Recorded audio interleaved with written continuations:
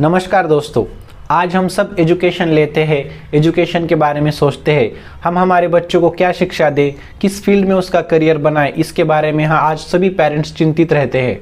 आमतौर पर एजुकेशन की बात करें तो हम बच्चों के बारे में primary school, high school, college, degree ऐसा एक फॉर्मूला सेट करके रखते हैं और ये सब एक बच्चे ने कंप्लीट करने के बाद हम उसे एक एजुकेटेड पर्सन या एजुकेटेड आदमी समझते हैं। लेकिन पिछले कुछ दिनों से मेरे एक मन में सवाल आ रहा है कि एजुकेटेड पर्सन मतलब क्या वो व्यक्ति कोई डॉक्टर है या कोई इंजीनियर या कोई बड़ा व्यापारी या बड़ा कोई उद्योगपति। लेकिन पिछले कुछ दिनों से मेरे मन में एक सवाल आ रहा है कि असली एजुकेशन मतलब क्या, एजुकेटेड पर्सन मतलब क्या वो व्यक्ति कोई डॉक्टर है या फिर कोई इंजीनियर या कोई बड़ा व्यापारी या कोई उद्योगपति। आमतौर पर लोग इन्हें ही एक एजुकेटेड पर्सन समझते हैं, हम भी ऐसा ही सोचते हैं दोस्तों, लेकिन ऐसा नहीं है। एजुकेटेड पर्सन का ये मतलब नहीं कि उसने कोई डिग्री हासिल की या कोई वो बड़े पद पर कोई जॉब कर रहा हो, क्योंकि पिछले कुछ दिनों से या पिछले कुछ सालों से हम ऐसा देख रहे हैं कि एजुकेटेड पर्सन्स भी आम लोगों के साथ बहुत गलत व्यवहार करते हैं, गलत बर्ताव करते हैं। बड़े बड़े लोग तो धर्म के नाम पर अंधविश्वास भी रखते हैं, तंत्र मंत्र, ज्योतिष, भविष्यवाणी, इन सब की चीज़ों में वो फंस जाते हैं। इतना ही नहीं, बड़े पढ़े लिखे लोग भी बड़े बड़े क्राइम्स करते हैं, मर्डर, ऐसे केस में हमें बहुत से एजुकेटेड पर्सन्स भी दिखाई देते हैं। तो ऐसा क्यों होता है? आप सब ने इसके बारे में कभी ना कभी सोचा ही होगा कि कोई एक बड़ा इंजीनियर है या फिर कोई बड़ा उद्योगपति है, उसने उसके बीवी को मार दिया या फिर उसने कोई बड़ा क्राइम किया या किसी डॉक्टर ने कोई एबॉर्शन के केसेस किए। तो ऐसा सब क्यों होता है? क्योंकि एजुकेशन इन्होंने बस मार्क्स का ही लिया है, लेकिन इन्होंने कभी समाज के बारे में, लोगों के बारे में नहीं सोचा। एजुकेशन का मतलब ऐसा समझ लिया गया है कि बस एक डिग्री हासिल करना है, एक जॉब पाना है और हमेशा फर्स्ट आना है। इसके वजह से अच्छे विचार, अच्छे मूल्य उस व्यक्ति में कभी भी जमा नहीं होते और इसके वजह से वो बस पैसों के बारे में ही सोचता रहता है, उसको आम लोगों के भावनाओं के बारे में पता नहीं होता है। इसलिए हमें देखने को मिलता है कि बहुत से पढ़े लिखे लोग भी बड़े बड़े क्राइम्स में उनका हाथ शामिल होता है। लेकिन ये सब चीज़ों की शुरुआत होती है बचपन से। बचपन से हम बच्चों को पूछते हैं कि आपको स्कूल में कितने मार्क्स गिरे, कॉलेज में कितने मार्क्स गिरे या डिग्री में आपको कितने ग्रेड्स गिरे। तो बच्चों की साइकोलॉजी इस तरीके से तैयार होती है कि हमारे पेरेंट्स, समाज के कुछ लोग हमेशा हमको हमारे मार्क्स के बारे में ही पूछते रहते हैं।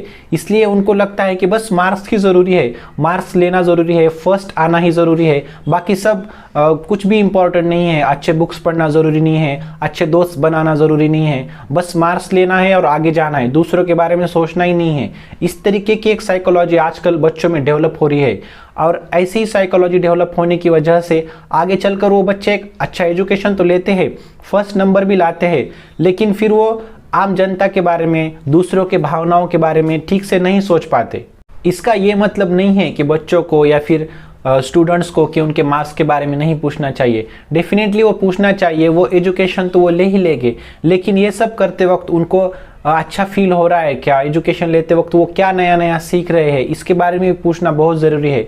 बच्चों ने भी और भी किताबें पढ़ना ज़रूरी है जो कि एग्ज़ाम में उसके क्वेश्चंस नहीं आते हैं, जैसे किसी की बायोग्राफीज हो, ऑटोबायोग्राफीज हो, कुछ अलग अलग टॉपिक्स पर हम जब ज्ञान लेंगे तो हमें मार्क्स के साथ साथ दूसरे चीज़ें भी बहुत महत्वपूर्ण लगेगी। क्योंकि ऐसा नहीं है कि हर बच्चा पढ़ लिख कर ही बड़ा हो सकता है। किसी का इंटरेस्ट खेल में हो सकता है, किसी का एक्टिंग में हो सकता है, किसी को कुछ और बनना है। तो अपने अपने तरीके से अपने को अपना पैशन अगर ढूंढना है तो हमें बहुत सारी किताबें पढ़ना पड़ेगी, लाइफ के बारे में सोचना पड़ेगा कि ऐसी कौन सी वो चीज़ है जो करते वक्त मुझे खुशी मिलती है, मेरे पेरेंट्स को खुशी मिलती है। मान लो उसमें पैसा कम होगा, उसमें ग्रोथ कम होगी, लेकिन आपके मन का सेटिस्फैक्शन होगा, आप उसमें से लाइफ में उससे जी सकते हैं। जैसा किसी को म्यूजिशियन बनना है या फिर किसी को डांसर बनना है, किसी को चित्रकार बनना है, तो इसके बारे में भी हमें सोचना चाहिए। ऐसा नहीं कि हर बच्चा पढ़ लिख कर ही एजुकेशन ही ले या फिर वो एक अच्छा डॉक्टर ही बने, इंजीनियर ही बने, ऐसा नहीं है। तो असली एजुकेशन क्या है? रियल एजुकेशन हम किसे कह सकते हैं?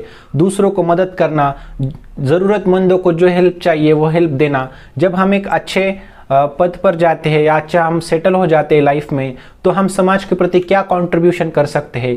जिस समाज में हम पल बढ़ रहे हैं उस समाज के प्रति हमारा क्या कंट्रीब्यूशन है, हमारी क्या ड्यूटी है, इसके बारे में भी हमें सोचना चाहिए। ऐसी कौन सी अच्छी मूवीज़ है, ऐसे कौन से अच्छे बुक्स है जो हमें पढ़ने चाहिए।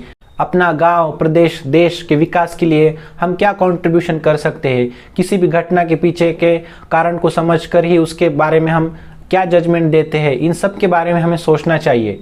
तो रियल एजुकेशन क्या है, इसके बारे में आप सब भी सोचिए। आप भी आपके सुझाव कमेंट्स में मुझे लिखकर बताइए कि एक असली एजुकेशन क्या होना चाहिए, एक अच्छा व्यक्ति, एक अच्छी पर्सनैलिटी मतलब क्या। इसी से आने वाला समाज एक बेहतर समाज बनेगा और हमारे बच्चे इस समाज के एक बेहतर एजुकेटेड नागरिक बनेंगे। अगर वीडियो पसंद आया है तो लाइक कीजिए और चैनल को सब्सक्राइब कीजिए। धन्यवाद।